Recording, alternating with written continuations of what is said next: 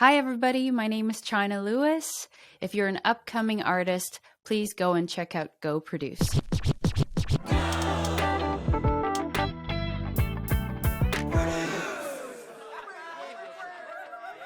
Bow, SmArtist. Chynna Lewis is here, and she's a Taiwanese-Canadian Pop / R&B singer-songwriter and producer based in Toronto. Originally from Taiwan, Chynna moved to Canada at the age of 10. In university, Chynna discovered her love for soul and R&B music while fronting a Motown band called The Touch. Chynna has had the honor of supporting and learning from artists and producers such as Ed Sheeran, Jessie Reyez, Charlotte Day Wilson, Matthew Burnett, and Jully Black. After a decade of supporting these and other artists, Chynna is now embarking on a journey of her own as a solo artist. SmArtists, this is Chynna Lewis. Hi. Hello, thank you so much for being here. Thank you for your patience. I want to make the most of the rest of your time that we have you and make the most of this and go produce, shall we? Let's start with our first segment called... Thank you for having me. You're welcome.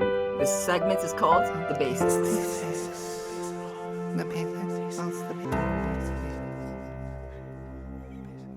The basics.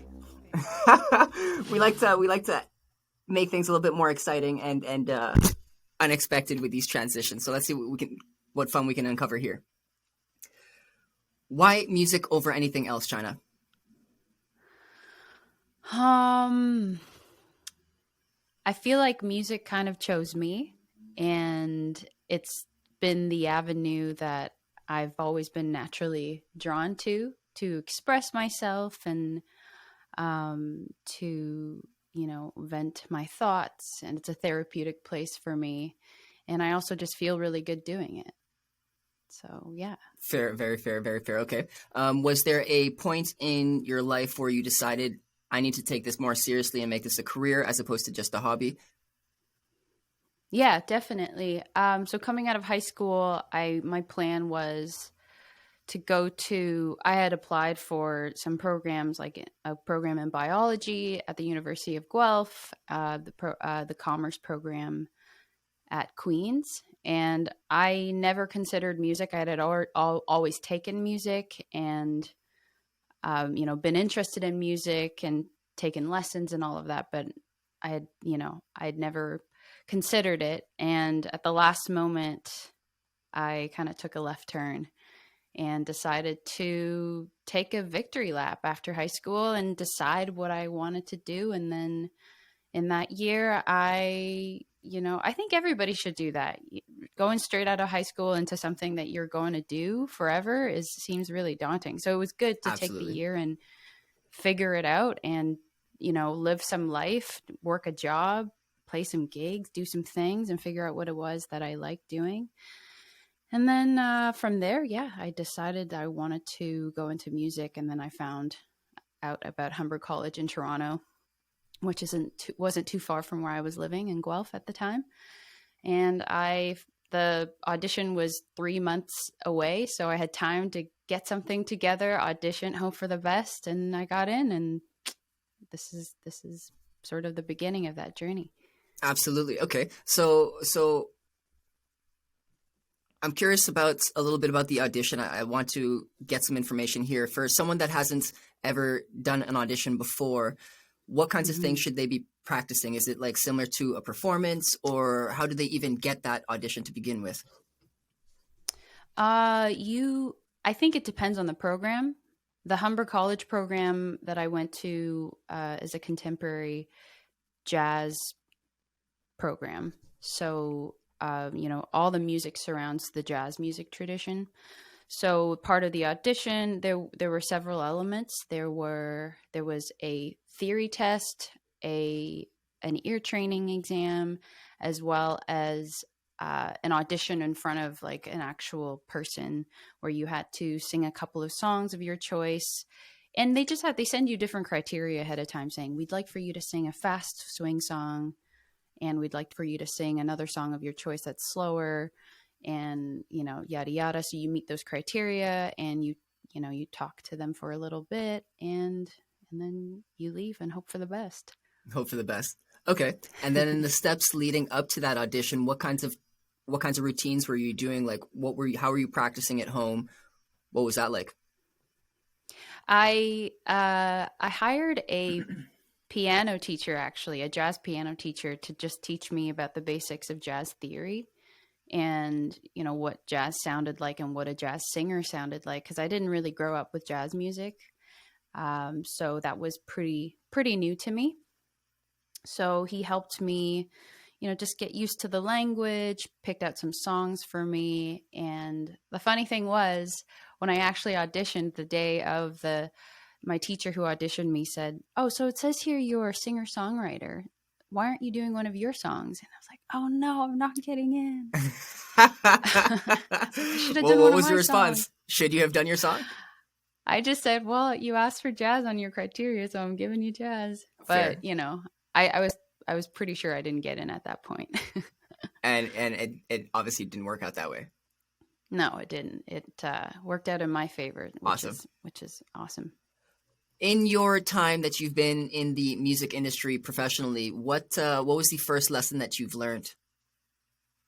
Hmm.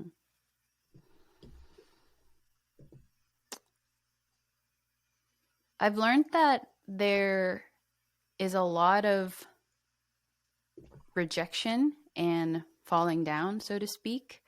So, you know, although you're doing something that is fairly personal to you and your body, even, you have to learn to just take that with, you know, take comments and things with a grain of salt, and take things with a stride, and move forward. And whatever is not meant for you is not meant for you. And you just keep on going. And whether you're moving sideways or forwards, as long as you're moving, I count that as a win. So that's been a lesson that I've been learning just as an artist. For real. I feel like we learn that as Mm-hmm. individuals as well. Is there a Mm-hmm. time where you struggled with this and you can look back and be like, wow, I learned this and that from that experience? Mm-hmm.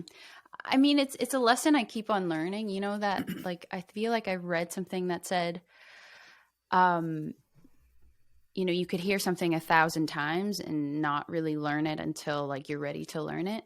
I feel Hmm. like this is one of those things that I'm still constantly learning. Especially, I have new music coming out soon, and even just gearing up for that process again of, you know, not babying it and letting it just go and seeing it as a step forward. And because it's terrifying, especially if it's something that came from you and you're not hidden behind, you know, this time around, I'm not singing for Charlotte. This time around, I'm not singing for somebody else. It's not somebody else's art on the It's line you. and somebody else's identity. It's me. And it can be really difficult to remove the ego from that equation. But, Right. you know, I'm trying, and I think it's really healthy to do that. Uh, yeah. Are there any ways that you cope with it to like make you better at it? um, it's a combination of crying sometimes, Crying's cool. I and cry. crying's Crying's cool. cool.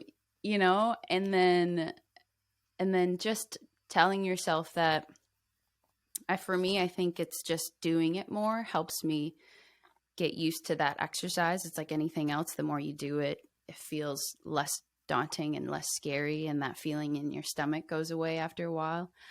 But I also don't want that feeling to go away completely, because that's sort of the excitement of it all, you know? Absolutely. But yeah, Absolutely. crying and um, and just kind of telling myself that this is kind of morbid, but lately I've been telling myself, well, you're going to die someday. So have fun, you know, enjoy. What the heck, Exactly. you Like know? someday can literally be tomorrow, you know? We don't Yes, even know when, yes. so live now. Yeah. Yeah. Live I'm now. with that. Exactly. Grumpy likes that too. If you could change one thing in this crazy wild music industry, what would it be?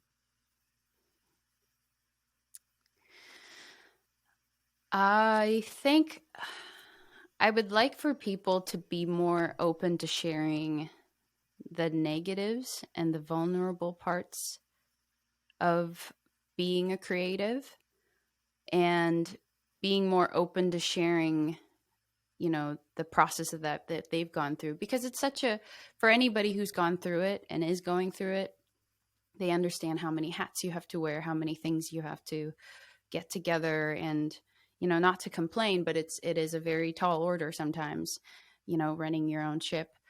I think I would love there have been people that have really helped me along the way and are still helping me. And, like people like yourselves who are wanting to talk to artists like me who aren't really anybody. So I would love for people to lift up other artists and share in their struggles and share in their, perhaps their methods and stuff like that, to uplift each other, because it can be kind of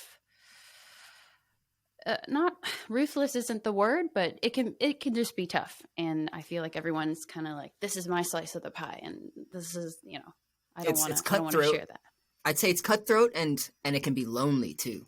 Mm-hmm. You're spending all this time working and building and creating and putting out, and you're almost sharing all of what you are, and people are just interpreting it however they see it, but they're not like seeing you for who you are the rest of the time. They just take that one piece.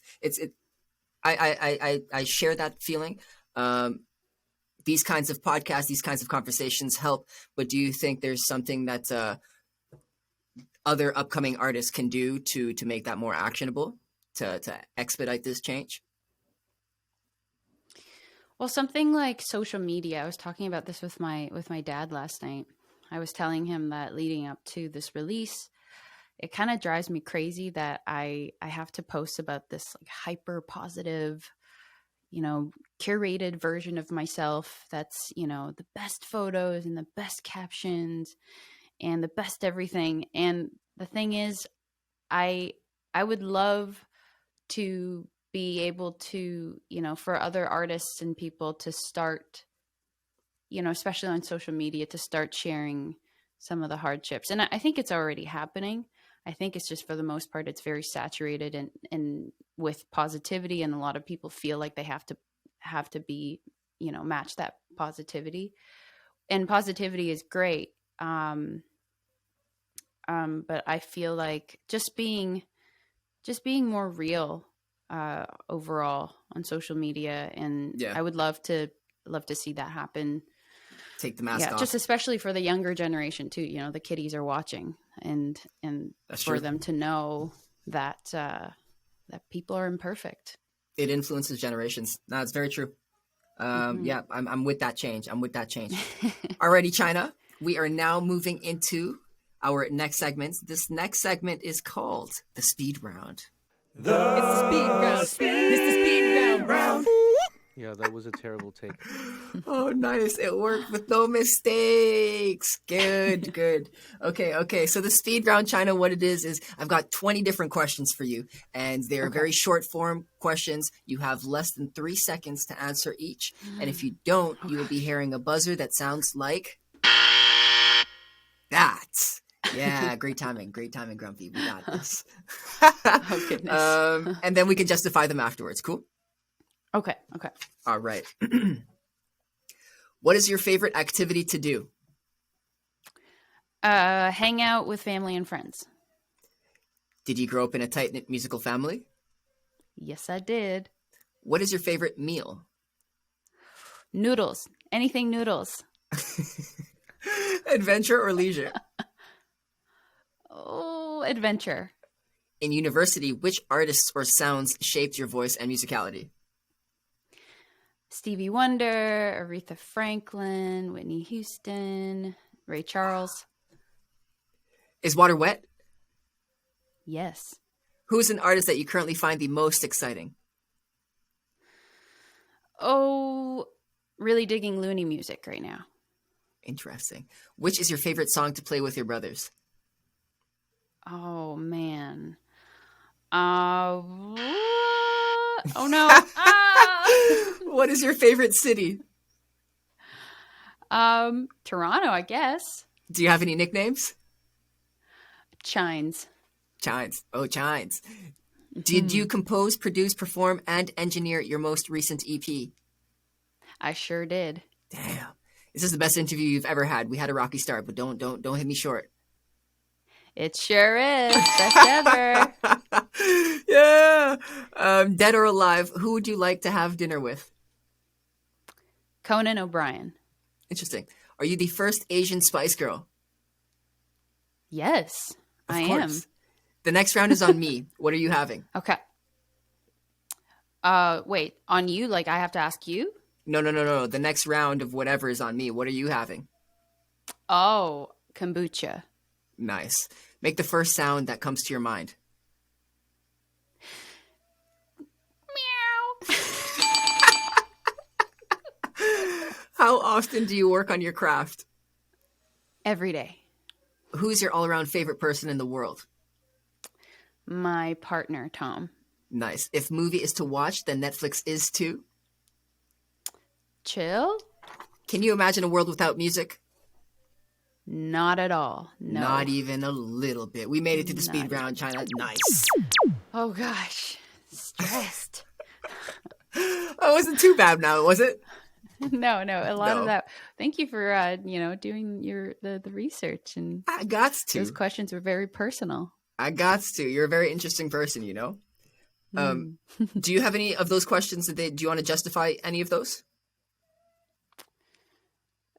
Not that I can think of. They were Okay, really, I've like, got fun, one that easy stood ones, out to yeah. me. Okay. So you have your experience with the various songwriters and producers from the past, Yes. but creating your own EP from top to bottom, composition, production, performing, engineering, that's a lot to do by yourself. Is there any reason why you chose to do all of that by yourself instead of like, engineer, you do this for me or with me even, and then you do this and this with me? Why just you? That's a great question, and it's a combination of COVID, not being able to see people and do those things with people, and just realizing that there was I started out the journey with bringing my songs to a producer and having them sort of dress up the song, the way we kind of both saw it. But I just found that throughout that journey, I really wanted to be in the driver's seat, and I really wanted to know what he was doing and how to change certain things and how to articulate certain things that I liked, but I had no idea how to do that. And so I chose to do it on my own because and through that journey, I realized in the next project I want to be involving other people, collaborating with other professionals and learning from them, and it'll be a process of doing it on my own and that too. And I think it's just you're more empowered as an artist to understand every step that happens to your music, so that when you're handing your baby off to somebody, you're not completely in the dark about what's happening, and you're more educated. Yeah. How long, I know it's hard to say from beginning to end, but roughly how long did this EP take for you, just so the artists have an idea? It's like, oh, you don't just put out an EP for the sake of putting out an EP. I mean, you can, but if you want to do it properly, it takes time and effort. How long did you invest into this? I would say about 2 years, roughly 2 years, starting with like the songwriting, and then from the songwriting, you move into the grant writing process where you're asking for funding to make your project, and then from there you figure out your plan, and you actually find the people to make the music, and so on and so forth. It is very time consuming, and I would say that in the 2 years I spent, I want to say 75 to 80% of my time on that, putting in hours every single day doing that, and the rest of the time was just to do other things to pay the bills. So not a lot of free time left, but it's just kind of like the way I had to do it, or it just was never going to happen. Yeah, no, this is a lifestyle. This is a lifestyle. This is not a 9 to 5 Exactly. time to go kind of thing, you Exactly. know. Yeah. Yeah. Exactly. I hear that. Here we go with what's your take? Say what your take is. Let me hear you say. What's your take? Can't hear you now. What's your take? Hey, I like that. I like that. What's your take? All right. So this is back to open discussion now. There's no more pressure, no more 3-second rule. And we just want your wisdom. Okay. We've put together a theme. The theme for this episode itself is where can following the sound of your voice lead you?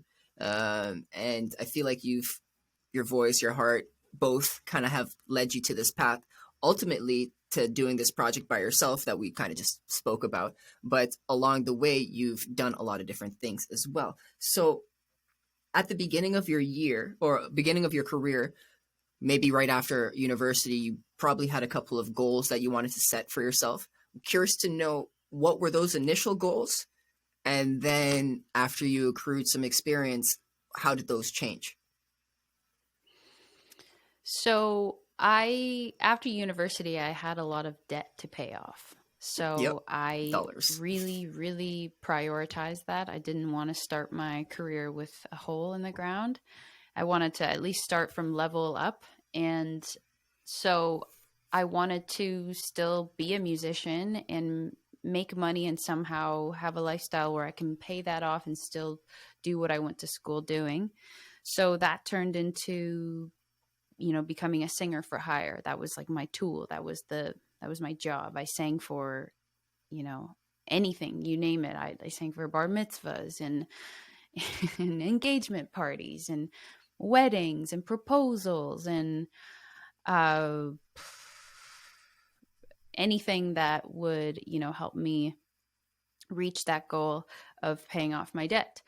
And, and also coming from a family where, because we immigrated here when I was young, money was always a very contentious subject in our lives. And I didn't want my life to also be repeating some of those patterns. So it was very, very important for me to get that under control, or just in a place where I was feeling good.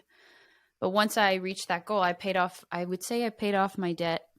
And I want to be transparent about this because I think, it's kind of tricky talking about money, but I came out of school with $40,000 in debt, and I paid that off being a full-time musician in about, I want to say 6 years after school. Wow. 5 years after school.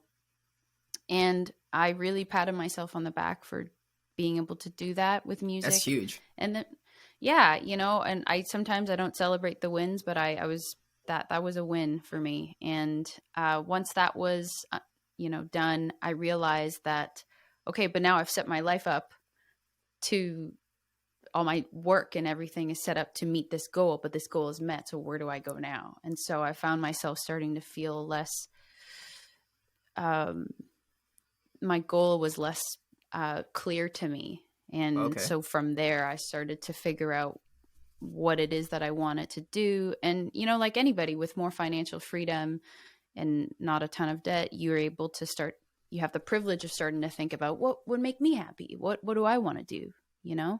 So that's when my goals changed to perhaps more career furthering things and what I wanted to do with music in general.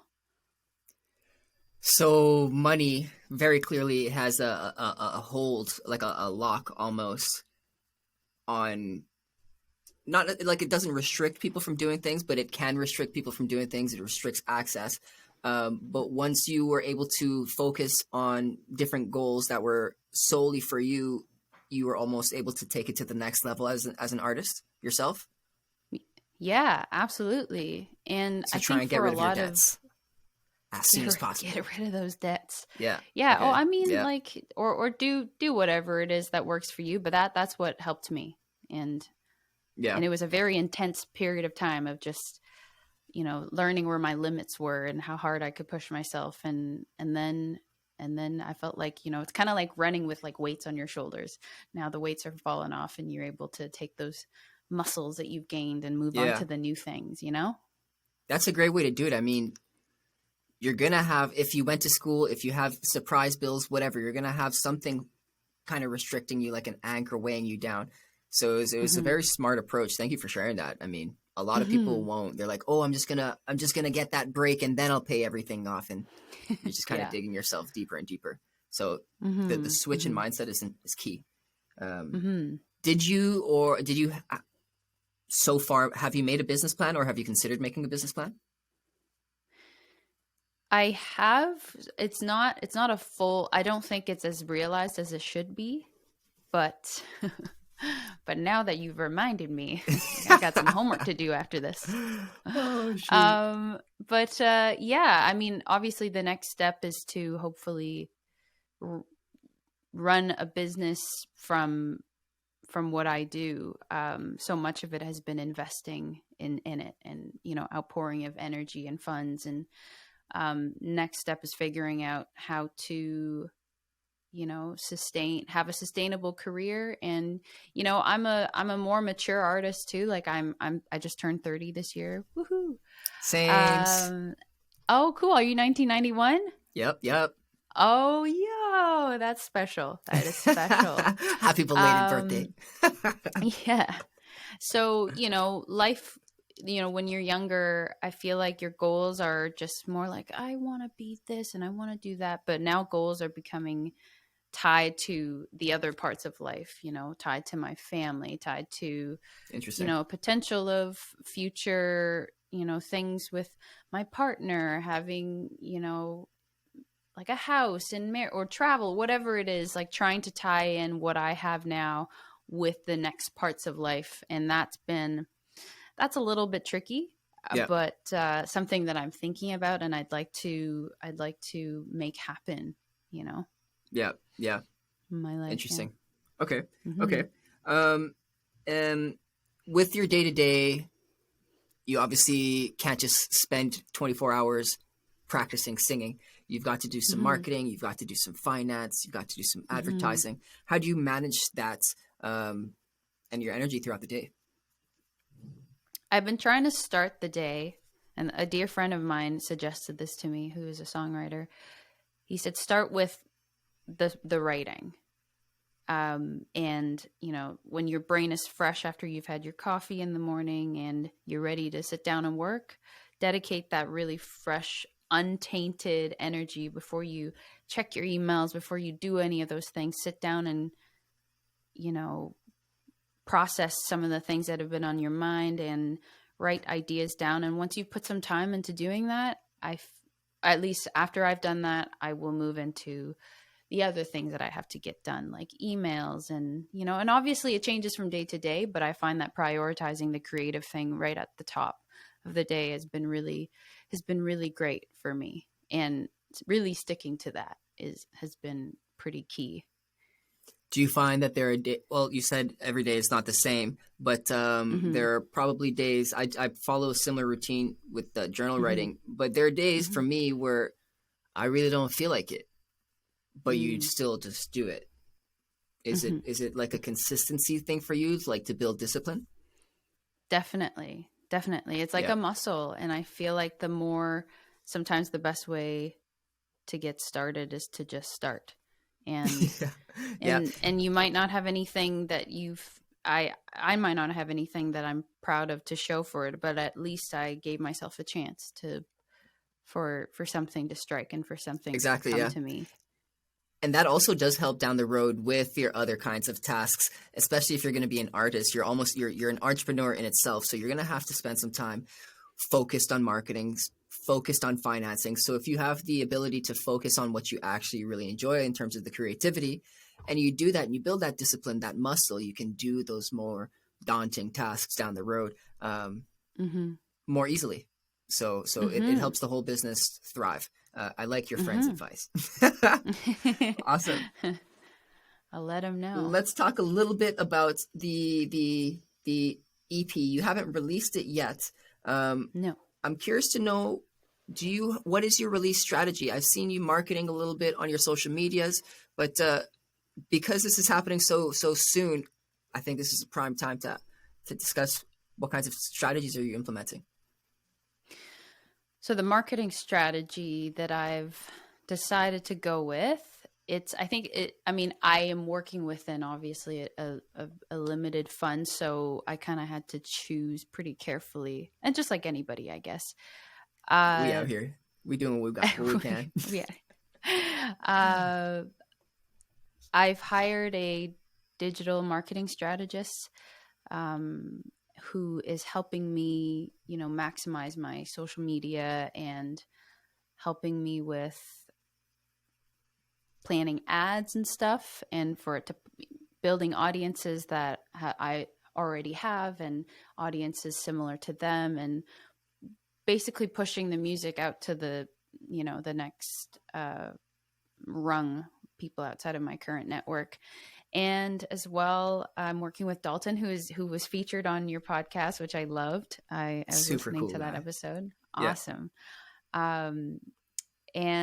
So he has been helping me with the PR side of things, building my story and putting the music in front of the right people.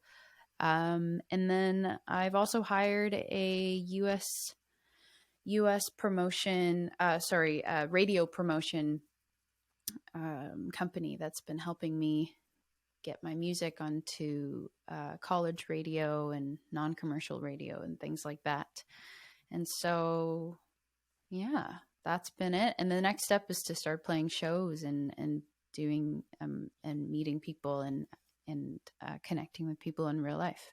Yeah, the real life part. Yeah. That for me is the most exciting part. I don't know about you. Mm-hmm. Right? Like actually doing Mm-hmm. it. Yeah, okay, that's awesome. Okay. Of all of those tricks or strategies that you've implemented, Mm-hmm. do you find that any of them have been a particular struggle? Did one of them take longer than another? So like if you're doing this, consider doing this early, like 6 weeks earlier before you release, like how much time did you give yourself to plan that? In general, things have been pushed back, and I would say for anybody who's doing this, do start as early as you can. As soon as your music is ready to be heard, start sending it out to people and reaching out to people and garnering your marketing team and the other part of the marketing thing has been this time around. I've really focused on the visuals for the release, partnering with other creatives in film to, bring some visuals to life with the release, which I've been finding has been, helping me. It's been connecting with the music and also with people. And I think it's been really cool to go further into that part of the creative journey. Yeah. But your question was, what's been challenging? Well, I think the challenging part, I've worked with other people in the past where I don't understand sometimes the language that they use can be very cryptic. And I think it's meant to be that way so that when they supply you with, when you hire somebody like doing your marketing or whatever, and they supply you with, and here are all the stats and analytics, they're very hard to understand for the average person. And I think it's purposely designed that way so that, all you see are numbers and things. Like, I guess this looks good, They know what they're talking about. Exactly. So it's been challenging to understand that part of it. But like I said earlier, just understanding and asking questions and being a little bit proddy about, hey, what are you doing? What does that mean? What does this mean? And just being kind of annoying about it because, it's my music. It's my baby. I can't just be spending money and not knowing what's going on. The bigger fool is the person that doesn't ask questions. I mean, like, you're just in the dark constantly. By your own choice. Just ask that question. Makes real sense. Okay. That's a great challenge. Is there a lesson that you learned so far from this whole experience from making this EP? So many lessons. So many. Uh the most recent one that I've been thinking about, and it pertains to artists in particular, is although you're doing something that's so tied to you and having confidence about it and having belief and positivity surrounding that, it's also good to remind yourself that, you're just another person with something to say. And, say it, put it out, send it out, and not agonize. I'm somebody who I can agonize over something and not, is this the right thing to say? Is it and you'll never know if it's the right move. It's the right thing, the right time, the right moment, the right team. Yeah. And I just think you just got to pick a lane and go and see what happens. Do the things. Yeah. Yes. Yeah. Do the things. Makes sense. Okay. Exactly. That's a great valuable lesson, and you can apply that anywhere. You previously said you did all of this by yourself. Next time you're open to collaborations and that kind of stuff. What are, I suppose, one or two things that you're looking for in people in order to collaborate with them? And then what are one or two red flags you're like, no dice? Ooh. Oh, you want the tea. Oh. Well, I really would like to find people who are in the interest of making something that we're proud of. Not just being, I'm just, this is a job, this is the X amount of dollars that I'm going to be paid, and, done, and wipe your hands clean and goodbye. I want to be meeting people who care deeply about what they do, whatever aspect it is that they're part of in the artistic process. And so, yeah, supportive overall, like good vibes, and just open to the creative process, whatever that means for you and that person or you and that group. Just how do you decipher that? Openness? Yeah, like unless you've met this person before, are you having like a Zoom call with them to like see if they got a vibe? Are you inviting them into the session to have a feel good or like a thing with them before you even consider collabing? What does that look like? Usually it starts with like a collabing thing, like a trial, I guess, to see how it goes, how the song goes, how it feels. And, I think you could sense it pretty early on. And this pertains to your next question. What are some of the red flags? It's when people are projecting what they feel like your music should be, or projecting, perhaps their insecurities about, maybe they don't know where the direction is heading, but they will maybe try and knock you down because they don't understand what your vision is, rather than being open into that creative process. I find that sometimes people can be a little salty and a little bit, like, oh, I don't like that, or that's a shitty idea, or, How do you navigate that? Cry. Throw your drink at them. Stop it. I feel like for me, it's not taking it too personally. This is their journey and their process and maybe it's not the right time, maybe it's not the right song, whatever. And don't have to burn any bridges. It's just like, well, we tried it, didn't really work, and just taking it less personally and be professional. Move on. Right. Yeah, professional. Right. Yeah, exactly. Okay. That's all the questions I've got for your EP. Wow. I do want to ask about performances. It's been some time, I suppose. But what has been your most challenging venue experience? Maybe it's not actually performing. Maybe it's like dealing with the promoter. What shed some light on that. Venue experience? Like, yeah. Could it be like you just like any past experience with? Yeah, with a venue, whether it was like actually being on stage and then the mics went out, or the lighting, or getting up to that. Yeah.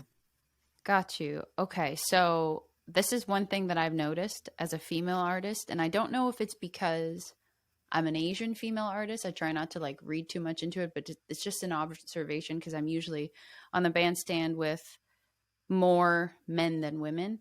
And I find that especially sound people, and I would say 95% of the time I've run into male sound people who, sound techs who are helping you set up your in-ears and your monitors and your levels and all of that. And they can be quite dismissive sometimes, and, or take the word of, exactly. Yeah, that's shitty guys. And take the word of, look to someone who is male in the bandstand for, for the guidance or whatever. And it's just kind of like, well, why are you looking at him? Yeah. It's my stuff, ask me. And I would like to see that change. I would like to see, people take that more seriously and not, let that get in the way. There's been some pretty awful experiences with really like awful sound guys at venues, but but also some good ones, so they're not all bad. It's also a very tough job. So I can appreciate that. It's a very involved job and it's a lot of pressure. So I get that too. But if I'm going to be empathizing with your situation, then exactly. There's no reason to be rude to anyone. They're all going, everyone's going through some shit. Yeah. So, exactly. What would you say to someone that's younger going through a similar experience for the first time? Maybe they're also an Asian girl.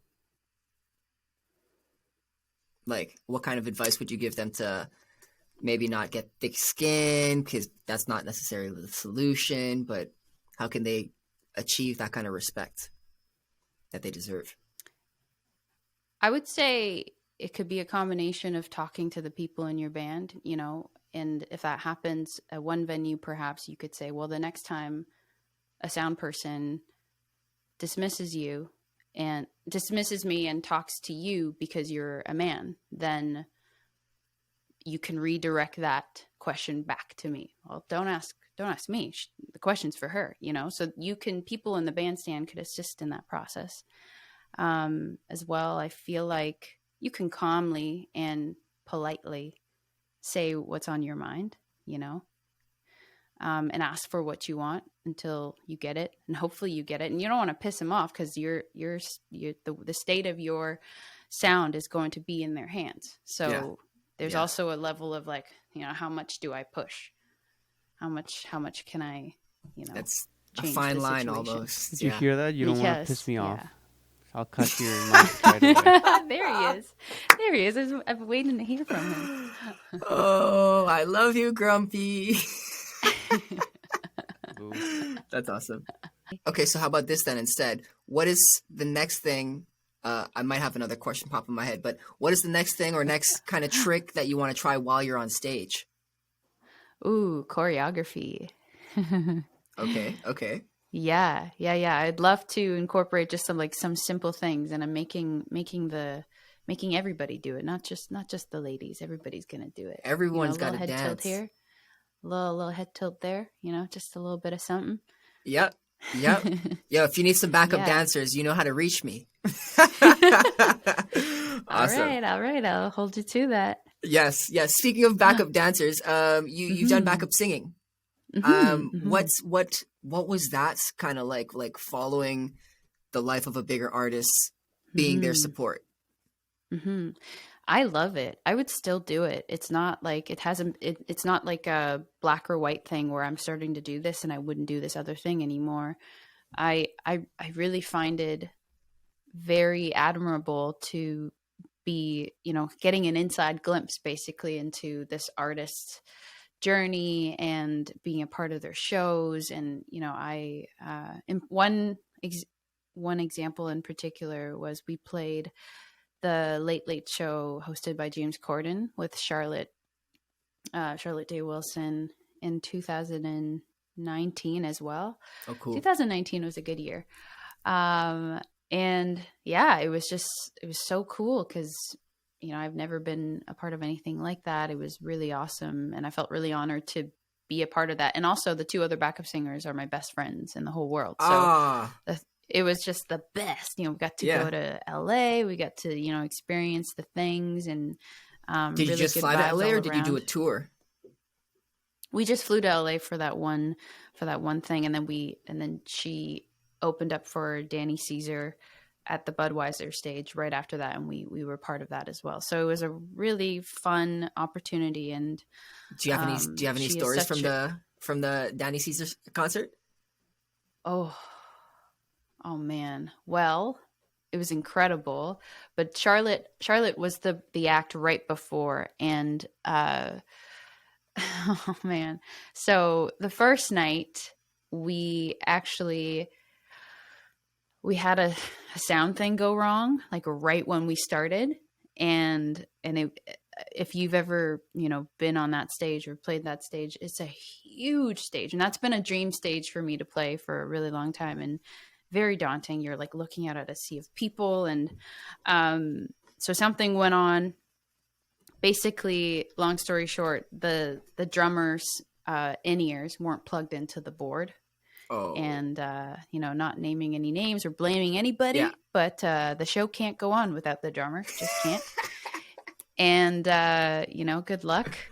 Especially in a place like that. Everything you say is like, everything is just boomy and washy, and it's just a cloud of sound, and there's nothing defined in your ears. Yeah. So you cling onto the drummer for dear life.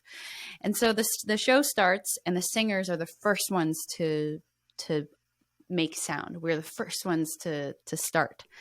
And all I can hear in my ears are, the drummer doesn't have his ears plugged in. Oh gosh, what's going on? And just chaos in my ears. And I'm just like, 30,000 people are listening to this right now. Oh the show must go on. Yeah. The show must go on. But I did hear from the Danny people that every first show for them has always been a tough show. And once you get over that, it's smooth sailing. There you go. Yeah. Get through the storm by then. That's awesome. Yes, thank you for sharing that story. Oh, man. We've got one quick final segment left. This one is called Clear the Air. Okay.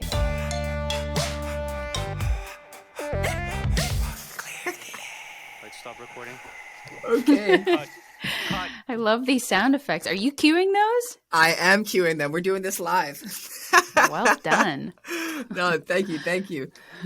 So Clear the Air itself is just two questions. We've got one from one of our fans. We call them SmArtists.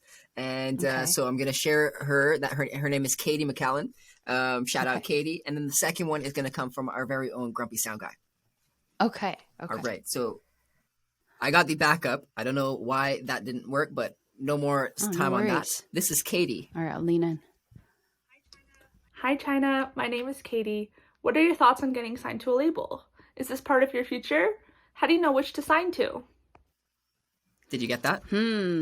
Yes, I did. That's a great question, Katie. I don't know the answer to that question.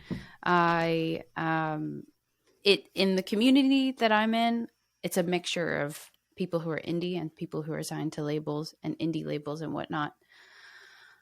I think it depends on where you are in your career and depends on what's right for you. For me, I'm a songwriter first, and I'm in the interest of owning my songs. So perhaps signing the rights away to those wouldn't be the most suitable for me. I'm not really sure.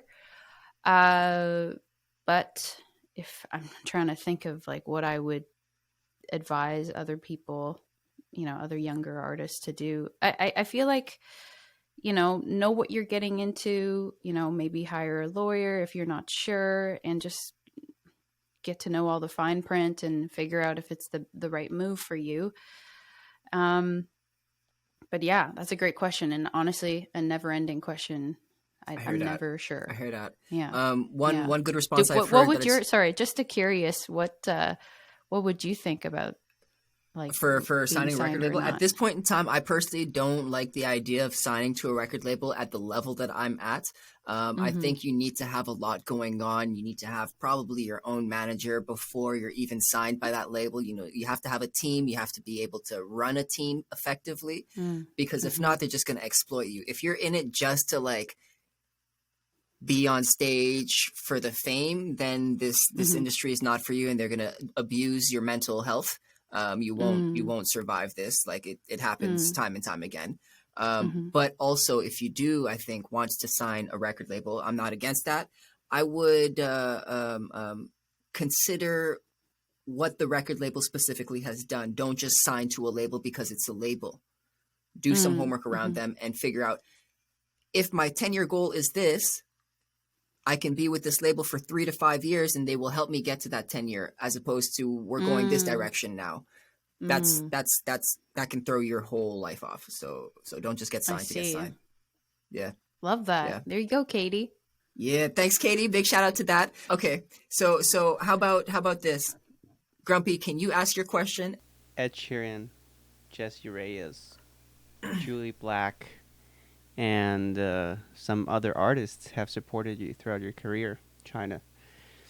I want you to advise someone who's trying to follow your footsteps, very, very technically directed, as to how to get these kinds of support.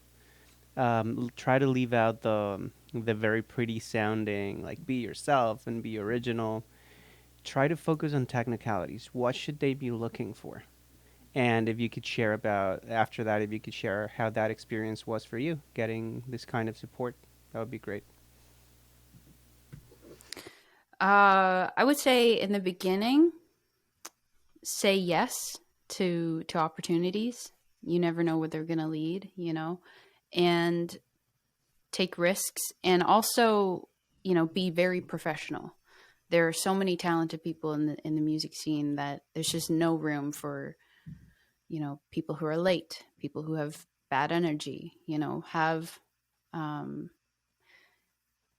punctual, be prepared, always practice more than you think you need to, learn the other singer's parts, and, listen to the lyrics, get to know the music. And if you have the time to do so, just get to know, the more prepared you are, the better. I would say if it's a singer and you're starting out, listen to a lot of music and, mimic people and, practice and every day. And if you want to be a writer and you're not really like, I want to be a singer that can support, because it's been an interesting journey for me. I've been a singer that has had to sound like a lot of other people. And then all through that journey, just to come back to the other side to be like, well, what do I sound like? So if you're in the interest of being a backup singer and you want to have, a voice that can be super malleable, then, listen to a lot of singers and, listen to a lot of different music. And what else? And just, the hang. You gotta make sure that you got a good hang. And when you're at the gig, you're at, ask questions, get to know people. Because sometimes it's surprising the opportunities that you get later on in life. It's somebody, from school or somebody that you met once upon a time, you did a gig with or whatever. And says, like, for example, I'm singing the national anthem at the Raptors game this coming Saturday. And that opportunity came from a different wedding band that I used to sing with. So that's so awesome. That's always get to know the people you're playing with, and build your network and play with lots of different people and lots of different kinds of music. Yeah. Build your community. Awesome.